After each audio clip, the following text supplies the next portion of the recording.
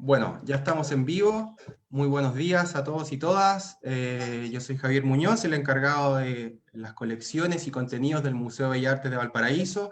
Y en esta oportunidad tengo el placer de presentarles a Ramón Aldunate, Antonio Corcuera, dos fotógrafos profesionales, dos fotógrafos que han trabajado la fotografía análoga principalmente, y ahora están presentando en la página web del museo los resultados de un fondar regional que ellos hicieron en torno a generar un testimonio de distintos inmuebles, de distintas ruinas que hay en la quinta región, principalmente en la quinta costa, me explicaba Ramón, en Valparaíso, Viña del Mar, hay algunas escenas también de Limache, en el cual ellos dan testimonio del estado de estas construcciones.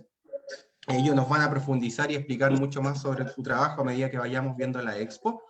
Pero en definitiva quisieron centrarse mucho en la belleza estética que generaban los detalles detrás de estas imágenes. Entonces ellos trabajan imágenes de gran formato, de muchos megapíxeles, que pueden ampliarse una forma excesiva, una forma monumental. Yo les quería contar a todos los amigos y amigas del Museo Bauriza que nos siguen en redes sociales que esta exposición estaba pensada para ser presencial. Ya nos pilló, nos golpeó la segunda cuarentena que cayó sobre la ciudad de Valparaíso y sobre gran parte de todo Chile, y tuvimos que aplazarla. Entonces, esta actividad, más que ser una actividad de despedida de la Expo, que está hasta el 17 de abril, es el puntapié inicial de lo que va a venir, que es la Expo presencial, donde van a haber otras actividades de mediación y difusión, donde vamos a poder conocer y explayar mucho más aún el trabajo de estos dos destacados fotógrafos, muy vinculados también, en el caso de Ramón, a la docencia por medio del Instituto de Arte de la Pontificia Universidad Católica. Entonces, nada, esta es una invitación para que se puedan nuestros amigos y amigas motivar a ingresar a la página web del museo, que es www.museobauriza.cl, y poder conocer esta maravillosa exposición que los chiquillos han denominado como el lugar y la fórmula. ¿Ya?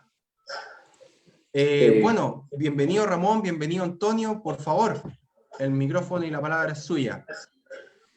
Gracias, Javier. Buenas tardes a todos, a todas y a todos. Claro, yo quisiera como la primera como puntualización es decir que en el fondo, en general, la mayoría de las personas, ¿no es cierto?, piensan que el ejercicio fotográfico es un ejercicio solitario, ¿no? De una sola persona. Entonces, esta es una exposición que tiene doble autoría, ¿ya? Tú sabes que hace poco nos hizo una entrevista una periodista de las últimas noticias y yo encontré que una buena fórmula para explicarle esto, que esto era como en vez de un partido, ¿no es cierto?, de tenis single, es un doble, ¿ya? Entonces, no es que haya algunas imágenes que sean de mi autoría y otras imágenes sean autoría de Antonio, sino que la autoría es, todas las imágenes, digamos, fueron conversadas y realizadas por los dos.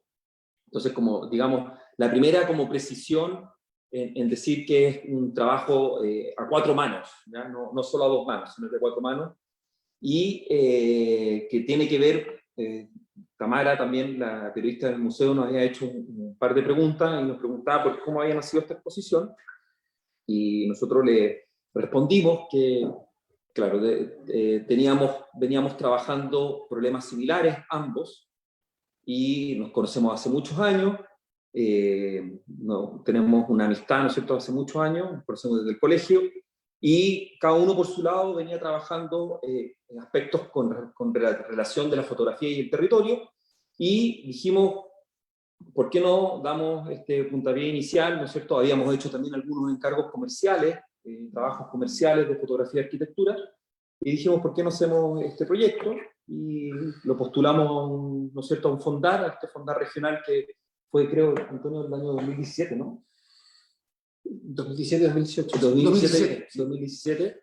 Y lo ganamos y empezamos a desarrollar este proyecto. De hecho, bueno, tú como muy bien lo señalas, esta es una exposición que con ustedes la deberíamos haber hecho hace mucho tiempo, y se ha ido posponiendo y aplazando por las distintas como, ¿cierto?, circunstancias que han acontecido, digamos, coyunturales.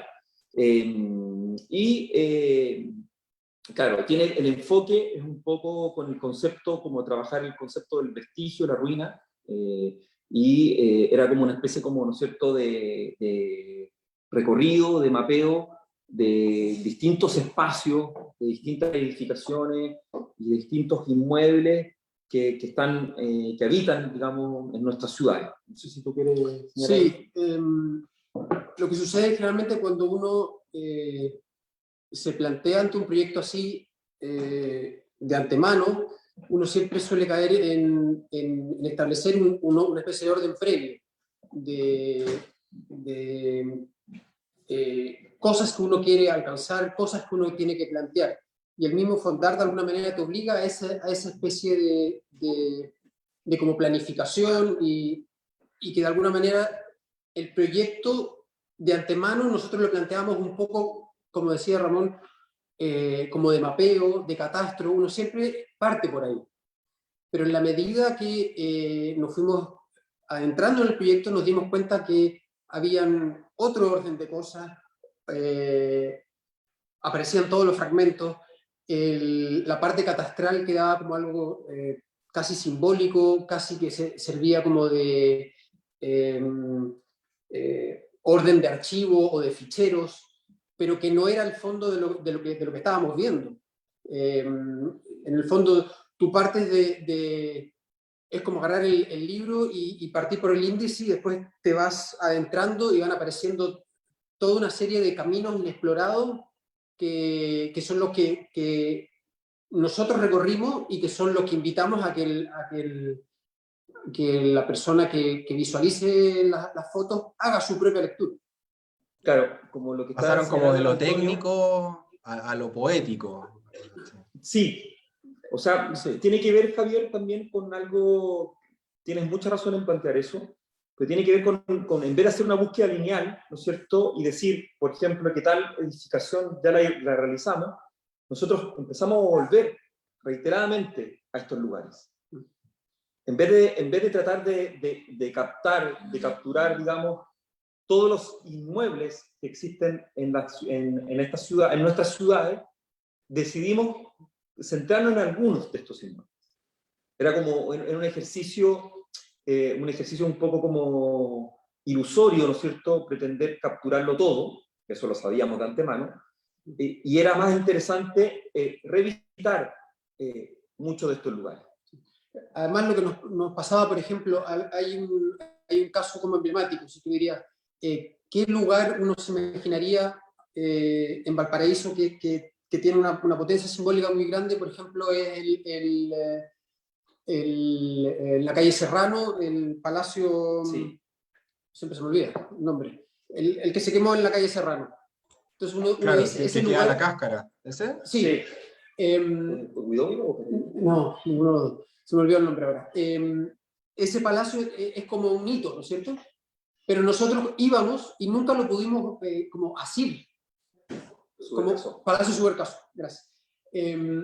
Como que nunca lo pudimos agarrar, se nos escapó de las manos. Entonces era como decir, ¿para qué vamos a insistir? El tema no es que esté el Palacio Subercaso. Estamos, a pesar de que en un momento evidentemente lo teníamos en nuestra lista. Entonces, de esa manera, el proyecto fue, como decía Ramón, más bien tomando un camino del revisitar y de ver que efectivamente seguía existiendo una transformación en estos lugares cada vez que íbamos. Y de hecho hay lugares que fuimos una vez y ya no estaban.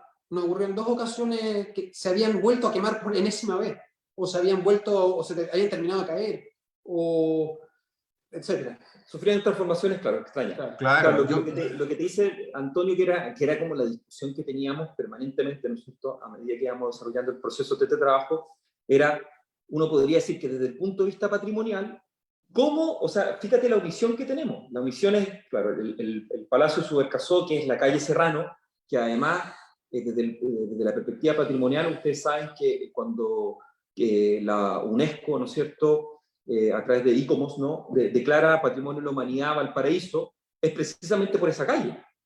¿Te fijas? Sí. Una de las razones, o sea, de los argumentos de peso para declararlo como Patrimonio de la Humanidad era digamos, lo que había acontecido en algunos cerros, ¿no?, y sobre todo en esa calle. Entonces, era, desde el punto de vista patrimonial, era como ineludible no fotografiarlo. Pero nuestro proyecto empezó como a transformarse, digamos, desde una perspectiva, yo diría, más cotidiana.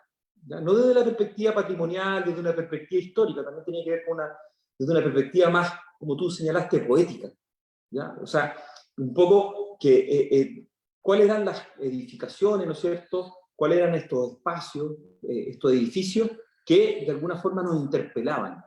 ¿Okay? Por ejemplo, esa imagen que estás viendo acá, eso es Oxiquim, en Viña del Mar.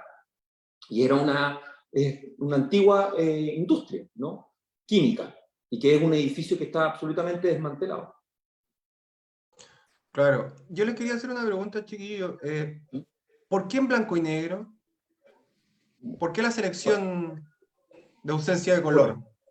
Mira, tiene que ver con una limitante, digamos, tiene que ver uno con el formato en el que nosotros trabajamos. Nosotros hablamos siempre de que hemos hecho mucho hincapié en las preguntas que nos hicieron, con la periodista también que nos hizo el reportaje, de que trabajamos con películas de gran formato. Acá tenemos, les voy a mostrar, díganme si aparece la cámara, les vamos a mostrar un poco la cámara que queríamos mostrarles. Esta es con la cámara que trabajamos, que tiene cierto peso, digamos. Aquí la voy a... No es una cámara, digamos, fácil de manipular, ¿no? Entonces ahí la pueden ver de lado. Y trabajamos con este es un negativo que produce la cámara. ¿Ya? Es aproximadamente 10 por 12. Claro, un 10 por 12, 10 veces más grande que un negativo de 35 milímetros. ¿Ya? Entonces, lo que hacemos con esto, por supuesto que lo tenemos que revelar. ¿Ya? Y lo revelamos nosotros, no es que lo mandemos a revelar a algún laboratorio. Es todo, digamos, todo el proceso está controlado por nosotros.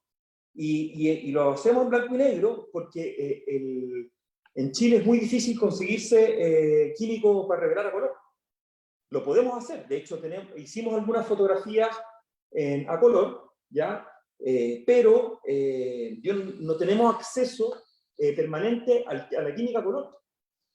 No podíamos garantizar, ¿no es cierto? No podíamos garantizar que todo el proyecto fuese realizado a color, porque esos químicos se tienen que importar desde afuera.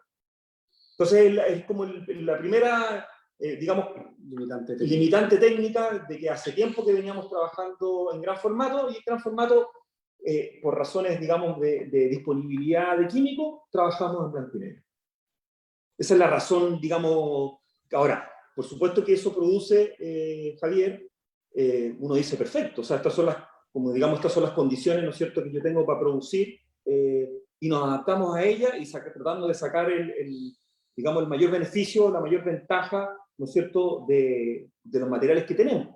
Y con Antonio empezamos a pensar nuevamente en blanco y negro, y viendo todo en blanco y negro. Y de hecho, yo creo que es como, no lo hemos conversado así oficialmente, pero es como difícil volver al color también, de alguna forma, porque ya establecimos como un lenguaje en blanco y negro.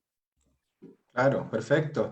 Igual, puedo estar equivocado, tal vez una impresión personal, pero el blanco y negro como que igual genera cierta nostalgia, no sé, y ver estas ruinas que muchas veces uno dice de tiempos tal vez mejores o de tiempos en el que la casona hubiera estado mucho más linda que como la estamos viendo ahora, genera esta como sensación de nostalgia.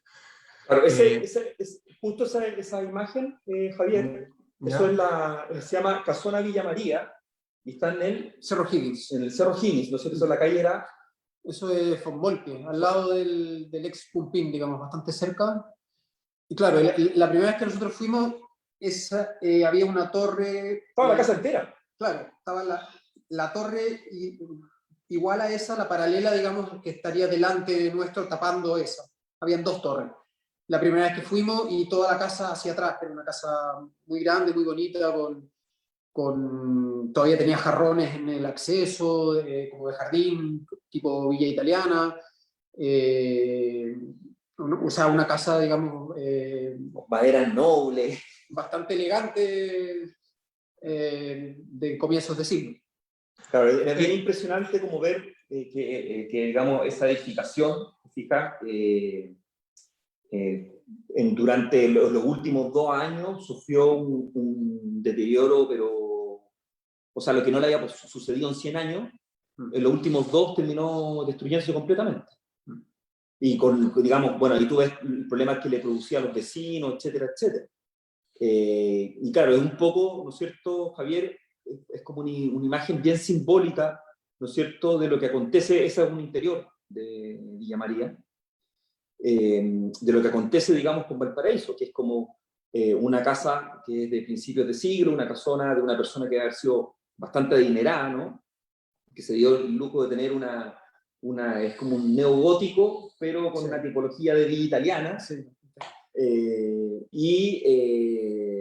que, bueno, de haber sufrido muchísimos cambios.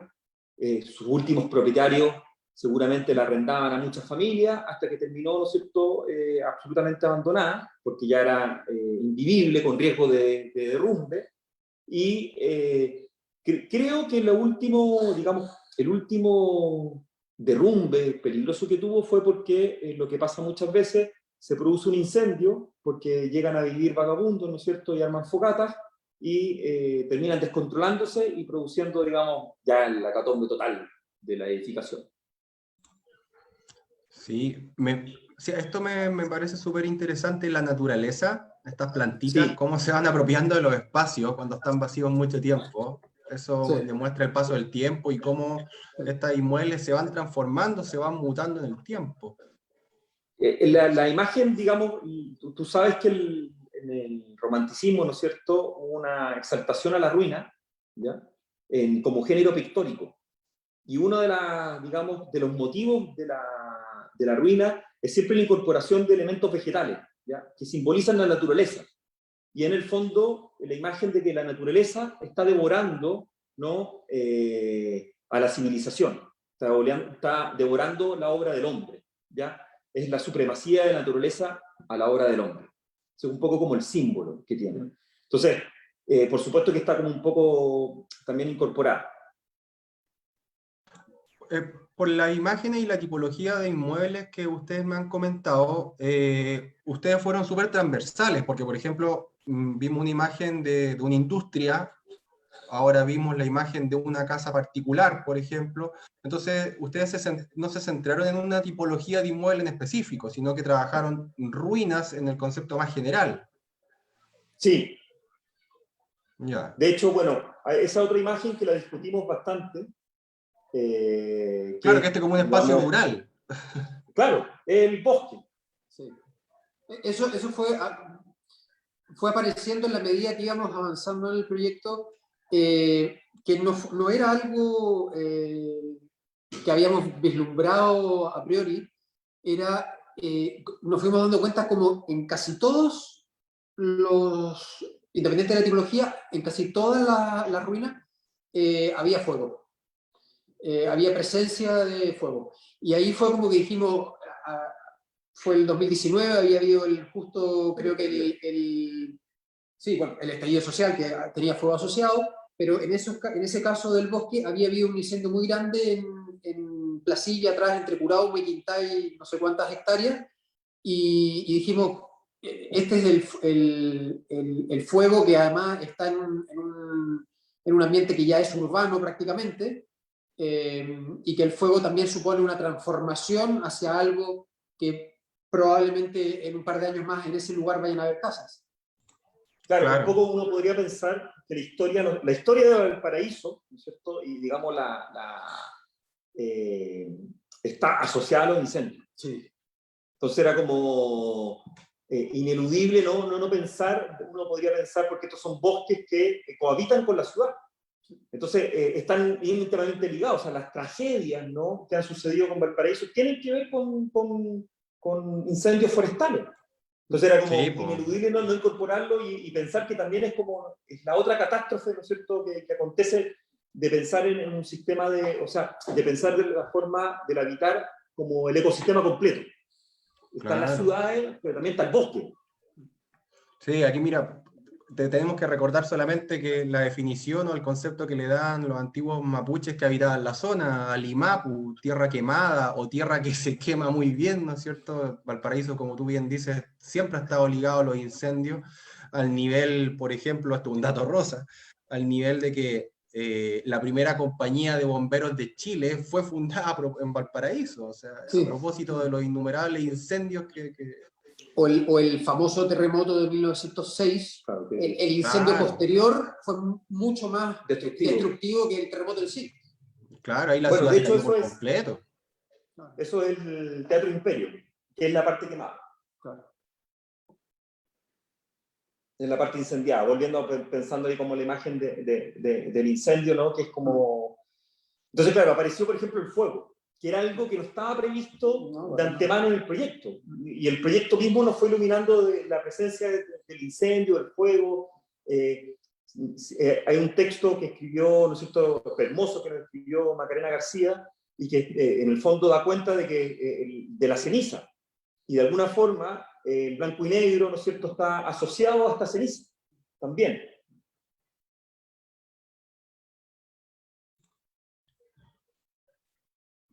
Más fuego. Esto es en Uruguay, ¿o no? Sí, sí. Sí.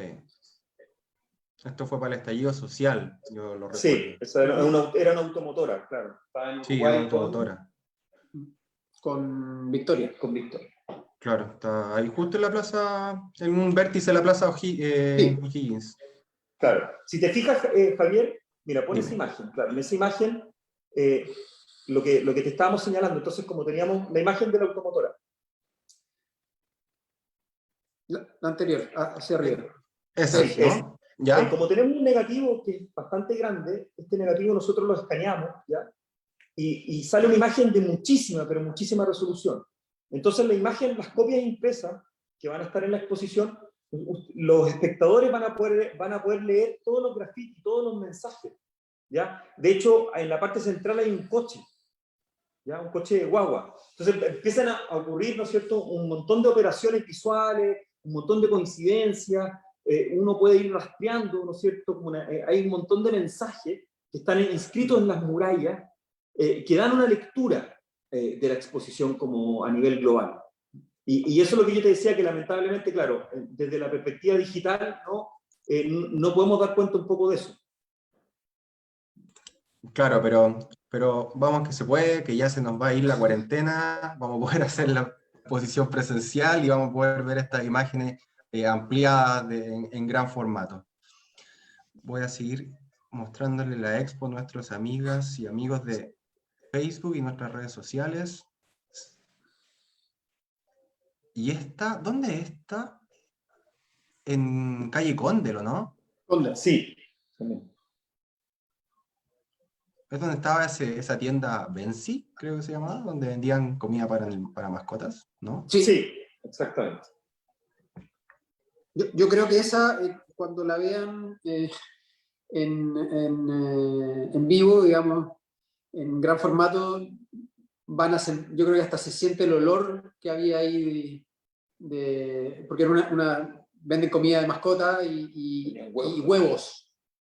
Y nosotros hicimos la foto con la cortina arriba, hacia adentro, y yo creo que en la foto por lo menos nosotros cuando la vemos creo que nos acordamos como de estar, es que era como estar adentro de un incendio reciente, así, Claro. de forma muy...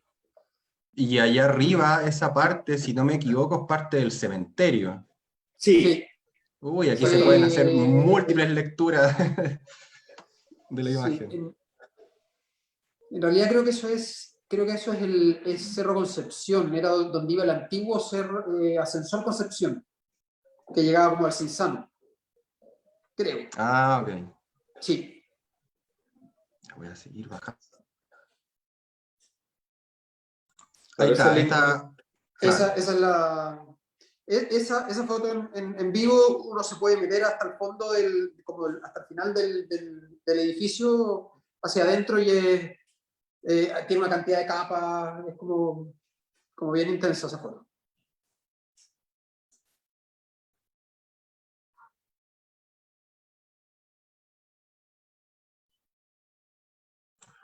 Esta imagen, si no me equivoco, es la Maestranza Varón. Sí. Ah. Vieron que yo también he recorrido hartas ruinas y hartos lugares a de Valparaíso. Sí, no es la típica imagen de la maestranza, Pero claro, lo interesante es porque, si te fijas, la inicia un Californ. Está ahí abajo. Entonces uno se pregunta, ¿qué hace un Californ ahí? Y es nuevamente Claro. La metáfora del fuego. Claro. Bueno, este lugar no se ha incendiado porque es puro concreto, pero con la acumulación de cosas que ya Sí, estoy viendo en la ha tenido imagen. incendio. ¿Sí ha tenido? Y lo que tiene a la derecha eran palometas de políticos. Ah, ok. Los carteles, sí. Carteles de Los campaña. pendones. Esta no la identifico. ¿Será la maestranza también? No, eso es el Teatro Odeón, en Playa Ancha. No sé si puedes contarle, Antonio, que es como una imagen bien simbólica del proyecto, porque fue cuando empezamos a partir. O sea, Sí, eso cuando estábamos como iniciando el proyecto, sabíamos de la existencia del teatro. En Playa Ancha y en la comunidad tiene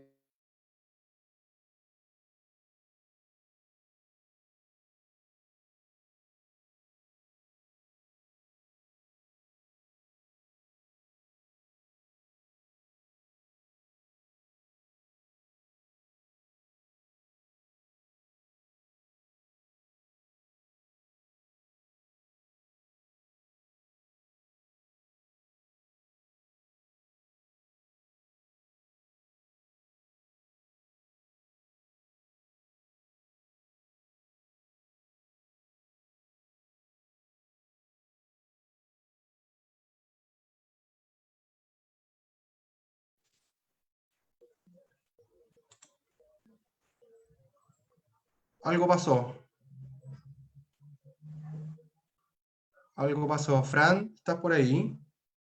Para poder retomar la conversación con nuestros amigos y concluir esta transmisión. Y Antonio y Ramón no los puedo escuchar, están en mute.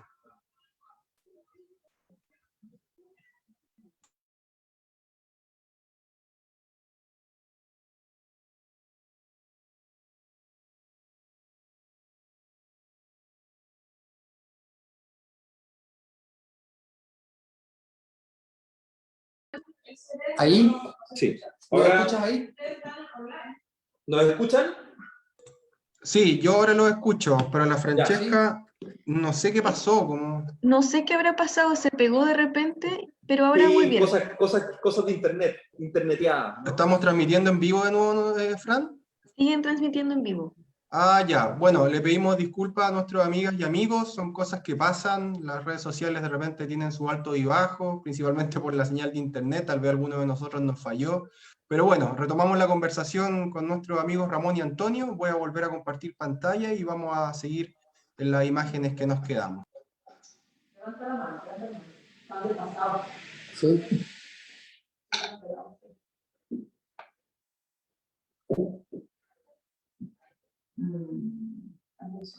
Bueno, Ahí. estábamos aquí en el teatro de Playa Ancha. ¿No escuchas, Javier? ¿Sí? ¿Lo estoy escuchando? Ya, súper. Ya. Oye, Javier, todos estábamos mostrando la imagen del Teatro Odeón. Sí. Claro, y fue súper divertido porque, como te estaba contando Antonio, un día sabíamos que en Playa Ancha, ¿no es cierto?, estábamos en nuestra búsqueda de estos espacios, de estos lugares, y de chiripazo, ¿no es cierto?, de suerte, un día encontramos y dijimos, oye, ¿qué es este inmueble? Qué raro, la tipología, la fachada que tenía, etcétera, era bastante extraño. Y claro, justo coincidió, como muchos de estos lugares, ¿no es cierto?, tienen dueño, pero están absolutamente en abandono.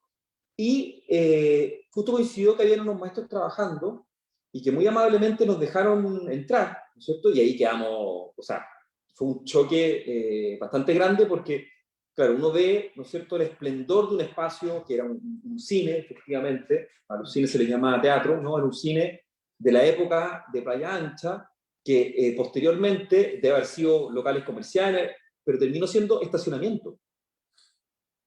¿Te fijas? Entonces, ¡Qué de pena! hecho, en la copia, digamos, gran formato, van a poder ver que hay inscrito patentes, ¿ya? Hay el número de patentes en los muros.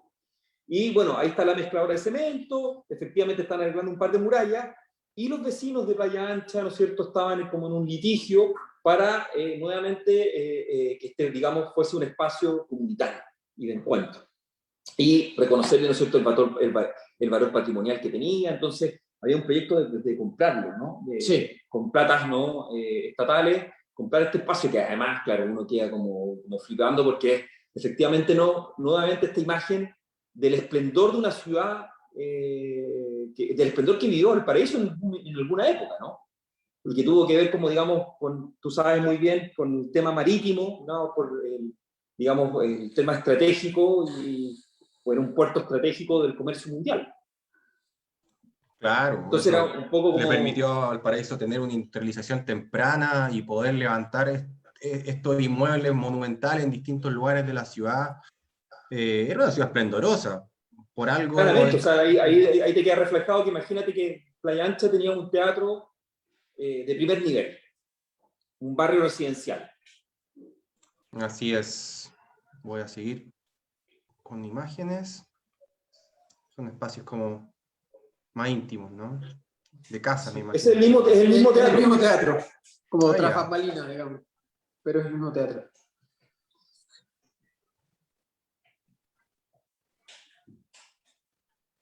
Estos quemados, ¿no? Esa es bien famosa porque es la escalera, no sé si se llama Rudolf, subiendo por Ferrari, el muro de ladrillo izquierdo, que se ve como blanco, tenía una obra de Nemesio Antunes, del Museo Cielo Abierto. Entonces estaba dentro del recorrido del Museo Cielo Abierto, y ese es un caso también de un edificio que nosotros vimos efectivamente como se quemó 2 veces y se terminó cayendo. Hoy día ya no existe, ¿no? No está, Claro. No, y el incendio, además, si no me falla la memoria, no fue hace mucho, tiene que haber sido Fue hace hace un par de poco. el años. último fue, sí, fue el 2019. Creo. El último fue hace poco. Sí. Claro, este era un edificio que también había tenido un estado de abandono durante mucho tiempo y ahora fue rematado. Ese es otro también de Ferrari, ¿no? Y tiene esa cualidad, te fijas que ahí tiene todo el segundo piso que ya están, en cualquier minuto se cae, digamos, esa casa. Claro, al final lo lamentable de estos inmuebles es que como ni los dueños ni el Estado muchas veces se hacen cargo, se transforman en peligro para los ciudadanos. O sea, tú vas caminando por abajo, te cae una plancha, te cae un ladrillo, entonces es un Sí. temazo. Hay un estudio de un profesor de la Universidad de Valparaíso que hizo un catastro de inmuebles en riesgo en el plan, solo en el plan de Valparaíso habían 500 edificaciones. En este catastro que se hizo. ¿Ya?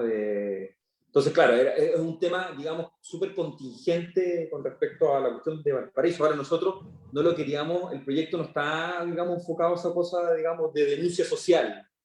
Es más como la documentación, ¿no es cierto?, y el registro de estos espacios. Eso es una capilla.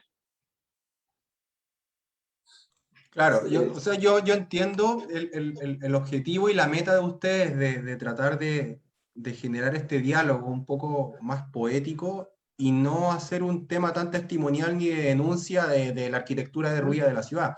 Pero se logra el doble efecto, de alguna u otra forma. Porque estas imágenes también se transforman en testimonios directos de un contexto particular que podríamos decir Valparaíso 2019-2020, ¿no es cierto? O Valparaíso 2018-2020. Sí. Entonces se transforma de todas formas en un testimonio. Sí, Esos testimonios o sea, disculpen que está usando mi teléfono. Son de esos testimonios que incomodan a las autoridades muchas veces. Yo creo que incomodan a cualquiera en realidad que sea habitante de Valparaíso y que ve cómo sucede esto. A vista y paciencia de todo. Claro, año a año, digamos. O sea, una de las cosas que sí estábamos súper conversados con Antonio era, veíamos, digamos, el paisaje y decíamos, o sea, uno se siente interpelado como fotógrafo, decir, hay que hacer algo. Y lo que nosotros sí podemos hacer es hacer como un registro de esto. ¿Puedes subir a la imagen anterior? La fachada de la capilla. Sí, la fachada de la capilla. Te fijas que es una imagen que también es súper interesante para nosotros. Puedes ir a la parte más baja, digamos, es que te fijas que se fusiona, los automóviles se fusionan con la fachada, de alguna forma. O sea, el estado de abandono como, no solo tiene que ver, digamos, con un inmueble, con un espacio, también tiene que ver, por ejemplo, con los vehículos. O sea, es como bien interesante. Sí, qué choro eso que captaron justo del camión grafiteado y de fondo la Claro. muralla Es grafiteada. que ese camión lleva mucho tiempo ahí, nunca más se movió. Claro. Se transformó en lienzo. Sí. Es parte, digamos, Del ¿no? paisaje. Del paisaje. Un paisaje urbano. Ese es el interior de la iglesia, de la capilla, que es bastante impresionante. Ahí, bueno, están los detalles de cómo esos son los forados de luz, esas manchitas blancas, como pecas, que están ahí, eso, claro, la luz que va entrando, es un lugar que está muy oscuro. Entonces ahí teníamos que ocupar un tiempo de exposición larguísimo para que se pudieran ver Perfecto, todos claro, los interiores. Sí, son fotos de 5 minutos, 6 minutos. Yeah. Y que también teníamos que estar quietos. Sí, o Nosotros sea, pero me mismos- imagino que tienen un trípode o estaban 5 Sí, minutos claro, ahí por supuesto, congelados. que así todo, por lo mismo, evitábamos caminar a los lados, para que no se moviera la imagen. Ahí el piso había parte que era de madera. Cruje. Claro, te crujía, había que quedarse muy quieto. Qué peligroso también, además. Imagínense, caen ustedes mismos entre las ruinas. Pero eso es la vista del órgano. Ese como dato, ese órgano es un órgano alemán, por ahí hay alguien que lo ha estudiado. Creo que a esta iglesia lo ha estudiado bastante por el valor patrimonial que tiene la carrera de restauración del DOC. Y ese órgano, por lo visto, es un órgano alemán encargado especialmente, que tiene un valor como instrumento muy alto, desde, no sé, de 1890, creo, el órgano, es un poco anterior, o creo que cuando se planificó la iglesia, entre que se mandó a hacer el órgano y se construyó, pasaron una cierta cantidad de años, porque creo que la iglesia es de 1910, creo. Pero el órgano es de 1900 o 1890 ya. Y por lo visto es un instrumento muy Cotizado. sí, muy importante, que tiene ciertas cualidades sonoras, etc. Es muy bonita además la iglesia por dentro. Sí, Yo no había visto nunca esta iglesia por dentro. sí. Y es un fiel testimonio de la arquitectura de principios de 1900, la arquitectura de Valpo, que es una arquitectura definida como ecléctica. Aquí yo puedo ver rococó, puedo ver estos pilares que son más dóricos, una mezcla de elementos. Esta bóveda que tiene arriba es como muy barroca. Está muy bonita la iglesia. A pesar del estado de abandono en el que se encuentra, todavía mantiene esa belleza. Sí, de hecho esa iglesia también tiene peligro de derrumbe, la cúpula, sobre todo. Es bien peligroso. No es...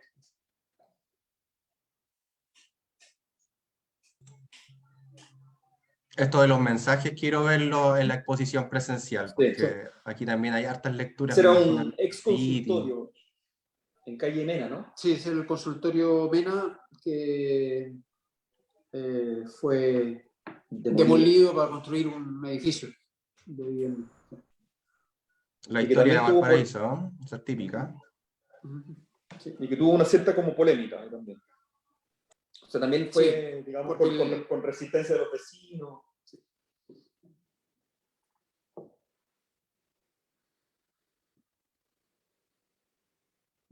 Eso sigue siendo el consultorio.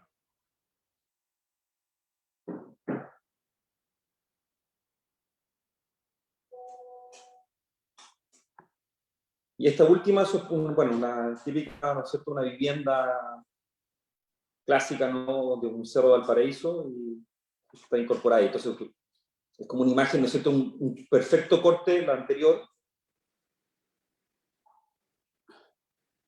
Es el perfecto corte arquitectónico que te muestra, digamos, el programa, digamos, ¿no? Que es una vivienda de 2 pisos, te fijas que tiene los dormitorios están, digamos, están hacia el patio, el acceso está ahí arriba, y justo, claro, la ruinificación permitió hacer la vista, digamos, de la planta perfecta, un corte transversal, claro, un corte transversal de la vivienda. Claro. Se pueden conocer todos los espacios. ¿Estas son 2 casas?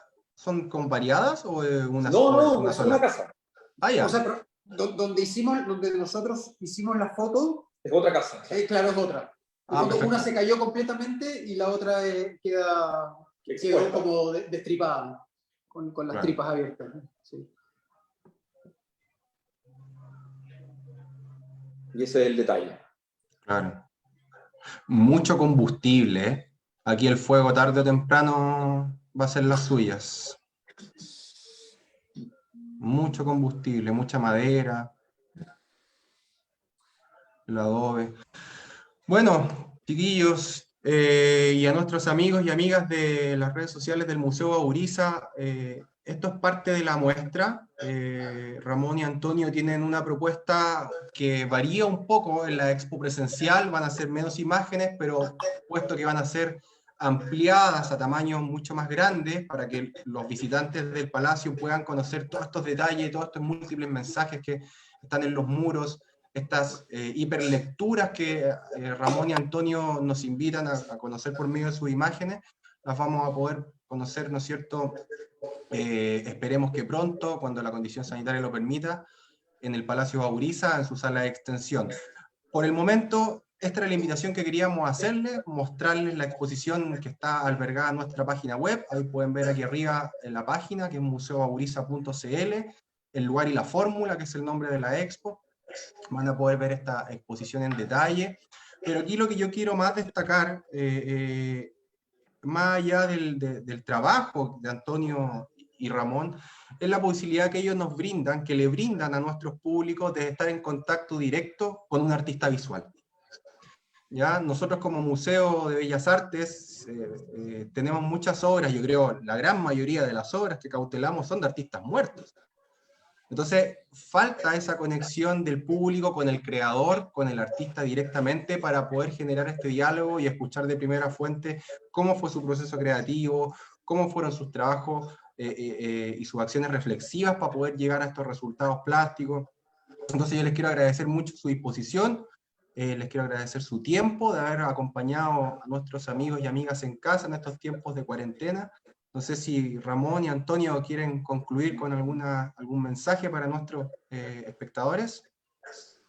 Que los invitamos, no sé, cordialmente a que visiten la exposición online y que si les interesa el tema, cuando, digamos, la cuarentena lo permita, de tener la visita, ¿no es cierto?, presencial, de ver la exposición ahí in situ en la sala. Nada, agradecer al museo, por supuesto, agradecerte a ti, Javier, Rafael, Francesca, por todo y eso. Espero que nos podamos ver pronto presencialmente. Ojalá, así va a ser, hay que estar positivos. Bueno, chiquillos, muchas gracias, que Saludos. estén muy bien. Chao, chao a todos nuestros amigos Chao. de las redes sociales del